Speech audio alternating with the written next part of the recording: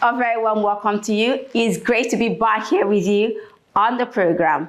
We remain your source for all the latest development in the world of business. I am Susan Obiako, and you are warmly welcome. On our lineup this week, first we join Faith and her guest, Prince Babatunde Oguntade, the 22nd President and Chairman of Council of the Nigerian Council of Registered Insurance Brokers, NCRIB, on the CEO Rendezvous, where they looked at a wide range of issues in the insurance industry. As always, it was an incisive session. Do take a listen. In this 2025 budget has laid out the premium for government assets. Government before now was not insuring its assets. You can find some agencies where they don't even have third-party cover on their vehicles. All those conference and visitors units that used to have those cars, CVU cars, were never insured in those days. But now government is, as the biggest spender, as the biggest individual spender, government has improved. On this edition also, we bring you highlight from the National Pension Commission, PENCOM, media parley with business reporters in Lagos at the Bond Hotel, Ikeja. The event was well attended. Let's check out his subs. The micro pension initiative in particular is something we are very passionate about. It's a way of saying that no one should be left behind, no matter how much you earn. We have lists of all those insurance companies that are licensed and approved by NICOM to give life insurance, life annuity. So if you are not in that list, we will recognize your life insurance. Essentially, what we are saying is that there is going to be a new system for remitting pensions for employers. Nothing is changing in terms of the model of the pensions, just that it's going to be easier, it's going to be more seamless, and the aim is to ensure that all pensions are accounted for. The RSA holders get timely contributions. These and more are what we have for you on the lineup. Do sit back and enjoy it. Details shortly. Please stay with us.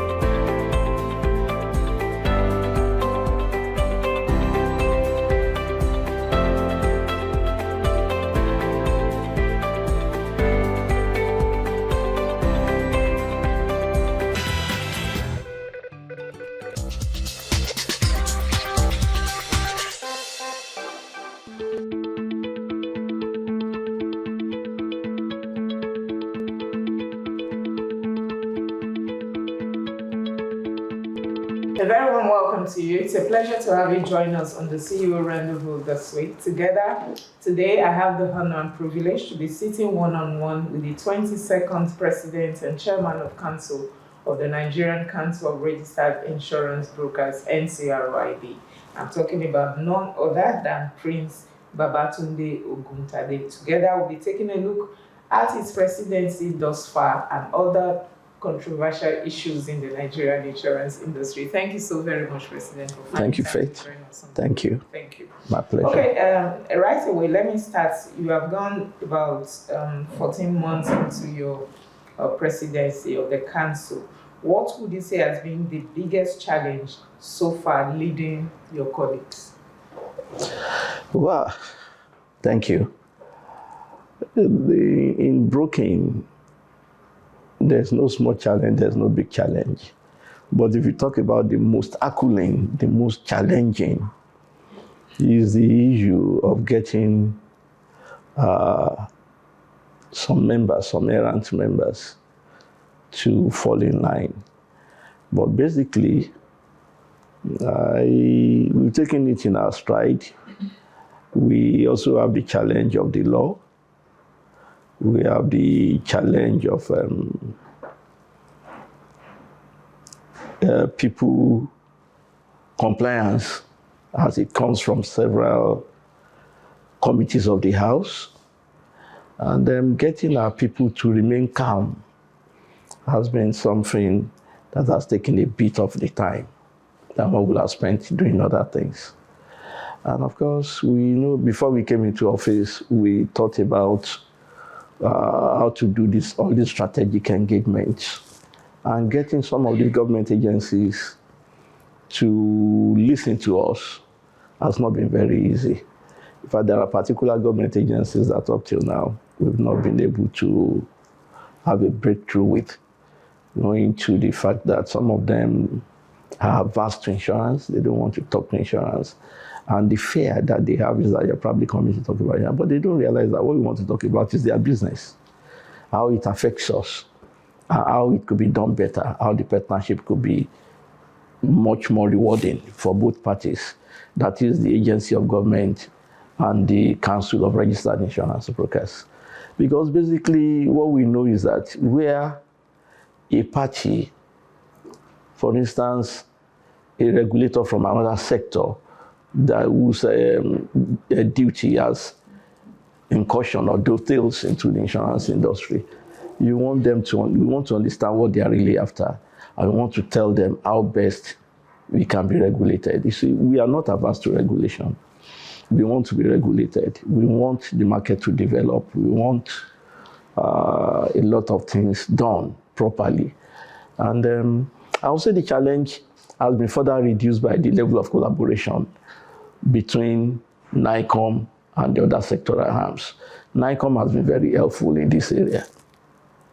NCRIB has been very, very helpful, and we are grateful to God. Okay, sir. I know when you took over during your university show, you had a certain goals you set for yourself.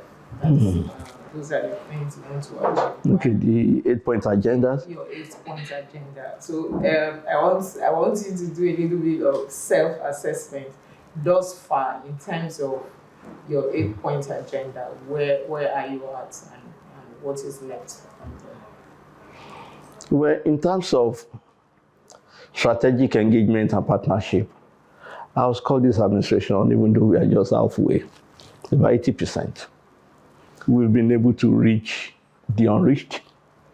We've been able to create the needed awareness for the role of insurance brokers, particularly, and generally for the role that insurance plays in consolidating wealth, in creating wealth, and the erroneous perception that people hold of insurance brokers has been totally eroded. Additionally, we've been able to educate people to realize that we are not stockbrokers. When you tell somebody you are a broker, the first thing they will say is, you are a stockbroker. No, we are not stockbrokers. People now know who we are, what we do, what they gain by relating with us. And you see, it's even, as little as the fact that people now know that they don't have to pay us for engaging us. It's an information that has been lacking. They now know, okay, so I don't have to pay you. But once you engage us and you take up a policy, we get paid naturally. Consequentially, once you pay the premium to the underwriter, either through us or direct to the underwriter. So that has been very rewarding. Then we've been able to further use the media, your people, among others, to reach the downtrodden. We've taken advantage of events, negative events that happened, like the fire incident at Mandelas, like the explosion in Ibadan, to get to people. It is when people have suffered the pain that they want to remove the pain, that you could talk to them, they listen more. And we were able to use such avenues. Then we've also been able to take insurance to, we've been to the State House. Our last conference was held in the State House, and the government listened to us. Ministers were the head of the regulatory head. We used our own commissioner, Mr. Moshe, was there with his 2 deputies, and we also had other people. I want to believe that Then when you look at financial solvency, which is one of the points of agenda, we are doing very well. It shows, you can see we are even constructing a building, and you are wondering, this time when people say there's no money, but there's money. There's money where there's Okay, so where there's you a are confidently telling us that there's money. There's money in the Nigerian system. You only know how to look for it. Okay. Once there's value, value attracts money. Money goes where it is appreciated. At NCRIB, we appreciate support, we appreciate patronage, and we have received a lot of goodwill. I also want to tell you that the response of brokers to bulletins, requests for information, the space of time within which to respond to issues now has increased. They respond.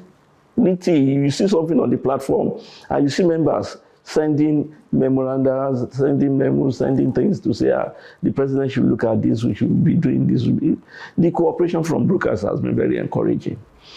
Before now, you call meetings, you have a hall that is half-filled. But now, our meetings are filled to the brim because people, I assume that they're getting value.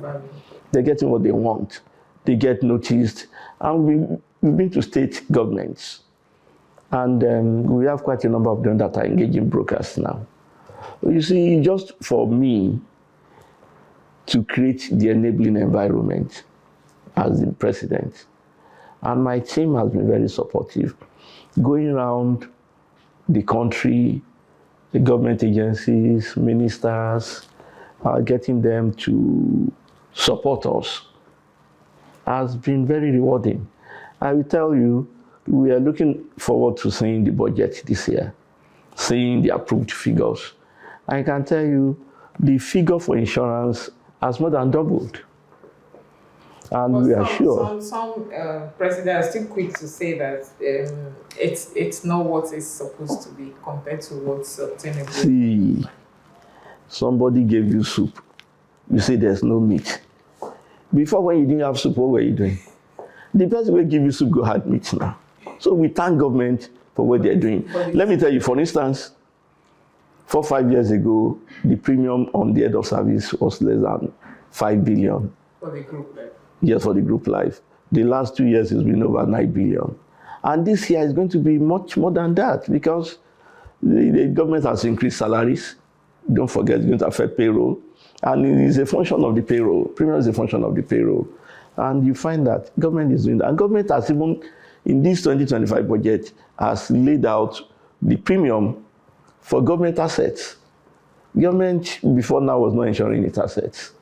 You can find some agencies where they don't even have third-party cover on their vehicles. All those conference and visitors units that used to have those cars, CVU cars, were never insured in those days. But now government is, as the biggest spender, as the biggest individual spender, government has improved. And for us as brokers, we want to say we are grateful.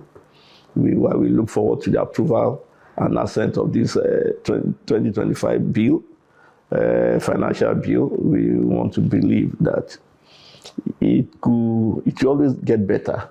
It will always get better. Okay, Mr. President, it's a good thing you mentioned the fact that this government, there's been an increase in a lot of improvement in terms of what is coming. But sometimes, like what we have also seen from the past, premium for insurance in the budget.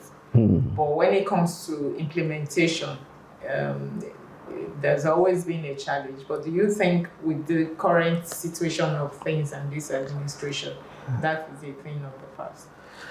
Yeah, it should be. Among the government agencies that were visited, we visited the Minister for Planning,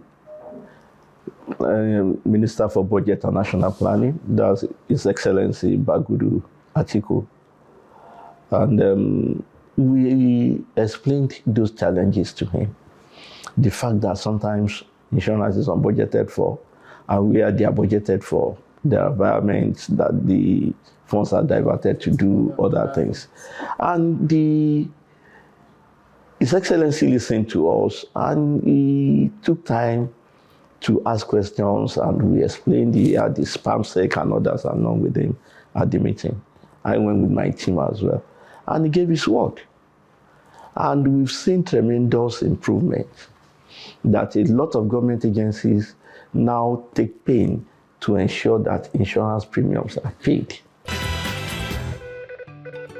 All right, welcome back. Moving on, we now bring you highlights from the 2024 PENCOM Media Parley with business and labor reporters in Lagos. The Media Parley was organized under the theme Tech-Driven Transformation, Shaping the Pension Landscape. The event was, as always, a learning platform for journalists for better understanding and reporting of the contributory pension scheme. Happy viewing.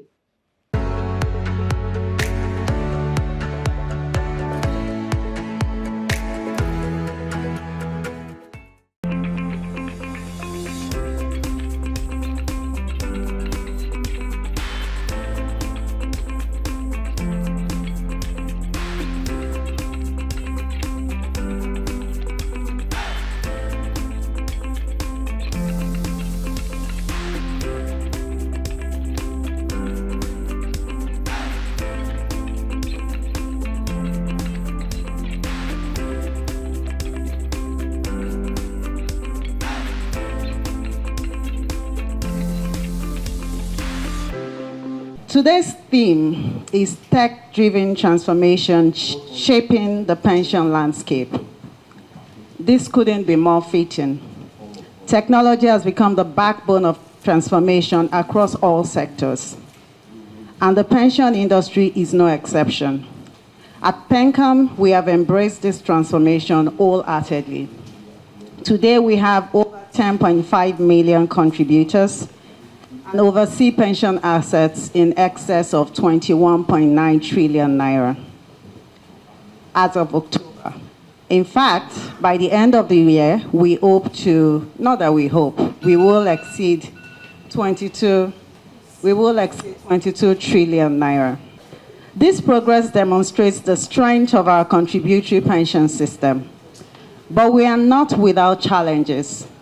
Inflation, for instance, continues to erode the purchasing power of retirees and pensioners at large, and we are actively seeking innovative solutions to address this issue. We also continue to face the persistent delays in the payment of accrued rights.